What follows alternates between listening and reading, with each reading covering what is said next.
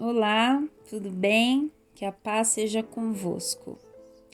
Hoje nós iniciaremos a análise do Novo Testamento de acordo com o livro que nós estamos lendo.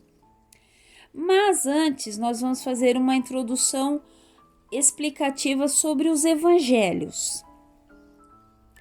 A primeira pergunta que se apresenta, antes de começar o estudo dos evangelhos, é por que há 4 evangelhos? Por que não são 2, 3 ou apenas um?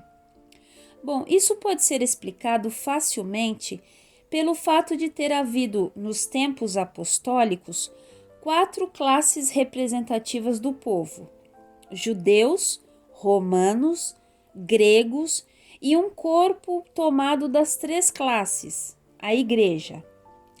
Cada um dos evangelistas escreveu para uma dessas classes, adaptando-se ao seu caráter, às suas necessidades e ideais. Mateus, sabendo que os judeus aguardavam ansiosos a vinda do Messias prometido no Antigo Testamento, apresenta Jesus como o Messias. Lucas, escrevendo para um povo culto, os gregos, cujo ideal era o homem perfeito, fez com que o seu livro focalizasse a pessoa de Cristo como a expressão desse ideal. Marcos escreveu aos romanos, um povo cujo ideal era o poder e o serviço, e ele descreveu Cristo como o conquistador poderoso.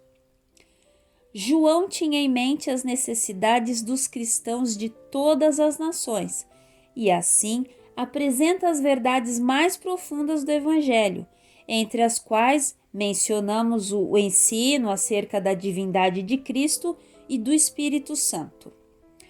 O referido princípio de adaptação foi mencionado por Paulo em 1 Coríntios, capítulo 9, dos versículos 19 a 21, e foi ilustrado em seu ministério entre os judeus e gentios. Por exemplo, compare a mensagem de Paulo aos judeus em Atos capítulo 13, versículo 14 a 41, e a que foi dirigida aos gregos em Atos 17, dos versículos 22 a 31. Esta adaptação é uma nítida indicação de um desígnio divino nos 4 evangelhos. Bom, quanto a isso, devemos lembrar-nos de que a mensagem dos evangelhos se dirige à humanidade em geral, sendo os homens os mesmos em todas as épocas. Os fatos anteriores revelam mais uma razão para a existência de 4 evangelhos. Vamos entender. Um evangelho só não teria sido suficiente para apresentar os vários aspectos da personalidade de Cristo. Cada um dos evangelistas o vê sob um aspecto diferente. Mateus apresenta-o como rei, Marcos como conquistador e servo, Lucas como o filho do homem e João como o filho de Deus. Esta visão de Cristo é como a visão de um grande edifício. Só um lado pode ser visto de cada vez.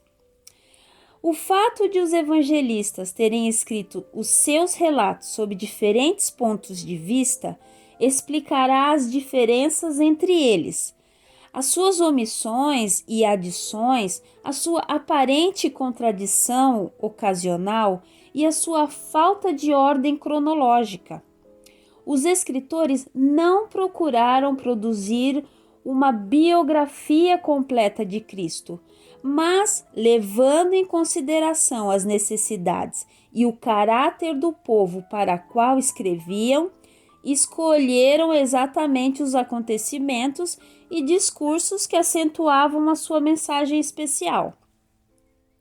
Mateus, por exemplo, escreveu para o judeu, fez com que tudo no seu evangelho, a seleção de discursos e os acontecimentos, as omissões e adições, o agrupamento dos fatos, servissem para acentuar o fato da missão messiânica de Jesus.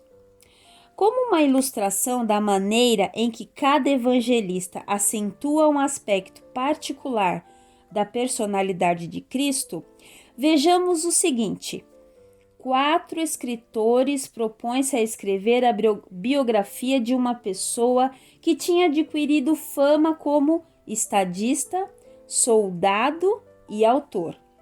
Um desejaria acrescentar à sua carreira política, colhendo relatos de suas campanhas e discursos para incorporá-lo à biografia. Outros acentuaria os seus êxitos literários. O terceiro, com a intenção de sublinhar as suas proezas no mundo militar, descreveria suas promoções, condecorações e as batalhas nas quais se distinguiu. O quarto, desejando exaltar as suas virtudes, manifestadas na sua vida doméstica, relataria os fatos que o descrevem como pai, esposo e amigo ideal. Os primeiros 3 evangelhos são chamados sinóticos, porque fornecem uma sinopse, ou seja, uma visão geral dos mesmos acontecimentos e têm um plano em comum. O Evangelho de João, porém, foi escrito em base inteiramente diferente dos outros 3. Nós vamos falar sobre esses pontos agora. Os pontos de diferença entre os sinóticos e o Evangelho de João são os seguintes. Primeiro, os sinóticos contêm uma mensagem evangélica para os homens não espirituais. O de João contém uma mensagem espiritual para os cristãos. Segundo, nos 3 vemos o seu ministério na Galileia, mas no quarto vemos de um modo muito especial o seu ministério na Judéia.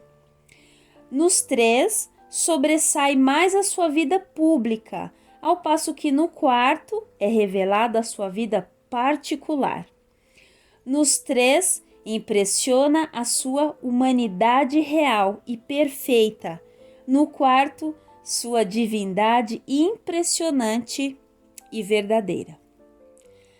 Bom, nós nos vemos no próximo vídeo com o primeiro evangelho, o Evangelho segundo Mateus.